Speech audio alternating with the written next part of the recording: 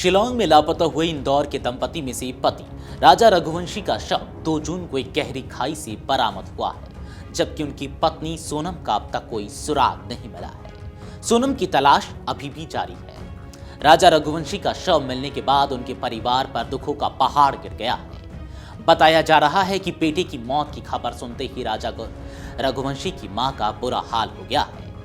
आगे की रिपोर्ट में हम आपको बताएंगे कि जब से लापता हुए इंदौर के राजा रघुवंशी और सोनम के मामले में क्या क्या हुआ, 11 दिनों की क्या है कहानी, राजा के शव के पास से क्या क्या मिला।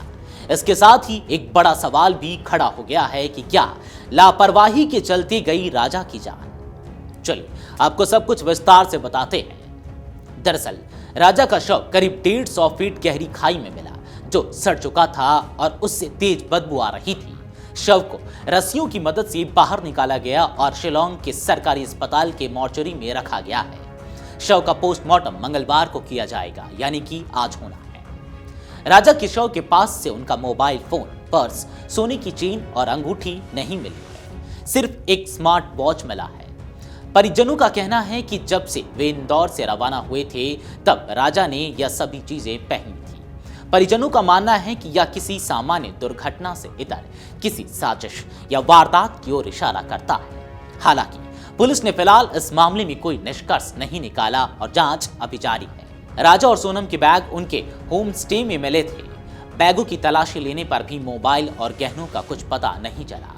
इस पूरे मामले में ने कई सवाल खड़े कर दिए हैं, जिनमें सबसे बड़ा सवाल यही है कि क्या यदि कोई हादसा था तो फिर सोनम कहां है? अगर वह सुरक्षित होती तो अब तक सामने आ जाती या किसी से संपर्क करती। स्थानीय लोगों से पूछताछ में भी उनके बारे में कोई जानकारी सामने नहीं आई है। खास बात यह है कि राजा का शव जिस जगह से मिला है वह इलाका पहले ही तलाशी अभियान का हिस्सा रह चुका है। इसके बावजूद इतने दिनों तक शव नहीं मिलना संदेह को और गहरा रहा है। वहीं राजा की स्कूटी एक अलग स्थान से मिली है, जिसकी दूरी शव मिलने की जगह से लगभग 25 किलोमीटर से ज्यादा है। यह फासला भी कई सवाल खड़े करता है। पूरे घटनाक्रम की शुरुआत 20 मई से हुई, जब राजा और सोनम इंदौर से गुवाहाटी के लिए रवाना हुए थे। 20 मई को उन्होंने मंदिर में दर्शन किए और फिर शिलांग पहुंचे। दोपहर में उन्होंने परिजनों से बात की, लेकिन इसके बाद उनका मोबाइल बंद हो गया। 24 और 25 मई को परिजन लगातार कॉल करते रहे, लेकिन कोई जवाब नहीं मिला। बाद में पता चला कि किराए पर ली गई गाड़ी लावारिस हालत में मिली है। 24 और 25 मई को परिजन लगातार कॉल करते रहे, लेकिन कोई जवाब नहीं मिला।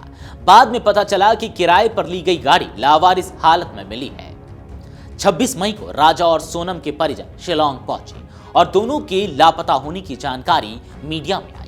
27 मई को मुख्यमंत्री डॉक्टर मोहन यादव ने सोशल मीडिया पर पोस्ट करते हुए बताया कि उन्होंने मेघालय सरकार से संपर्क किया है और प्रदेश के वरिष्ठ अधिकारियों को इस मामले में सतत संपर्क बनाए रखने के निर्देश दिए हैं। उन्होंने राजा और सोनम की सकुशल वापसी की प्रार्थना की। उसी दिन तलाशी अभियान तेज कर दिया गया और दोनों के बैग उनके होम स्टे में मिल गए। 28 मई को ड्रोन और खोजी कुत्तों की मदद से तलाशी अभियान को और विस्तृत किया गया।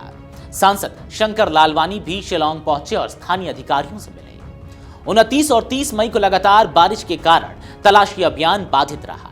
पुलिस इस पूरे मामले को अब तक एक हादसे के रूप में देखती रही। 30 और 31 मई को स्कूटी मिलने वाले स्थान के आसपास खोजबीन हुई, लेकिन वहां से भी कोई सुराग नहीं मिला। 1 जून को घने कोहरे के बीच तलाशी अभियान चलाया गया, लेकिन फिर भी कुछ पता नहीं चला। आखिरकार 2 जून को दोपहर में राजा का शव खाई में मिला, जो सड़ चुका था। शव को खोजी कुत्तों ने ढूंढा है, हालांकि सोनम का अभी भी कुछ पता नहीं है। घटना ने न केवल परिजनों बल्कि इंदौर के लोगों को भी स्तब्ध कर दिया है। अब सबकी निगाहें पुलिस जांच और सोनम की तलाश पर टिकी है। परिजन चाहते हैं कि पूरे मामले की निष्पक्ष और गहराई से जांच की जाए, ताकि सच्चाई सामने आ सके। अगर आप ये वीडियो YouTube पर देख रहे हैं तो हमारे चैनल को सब्सक्राइब कर बेल आइकन दबाएं और Facebook पर देख रहे हैं तो हमारे पेज को लाइक करें।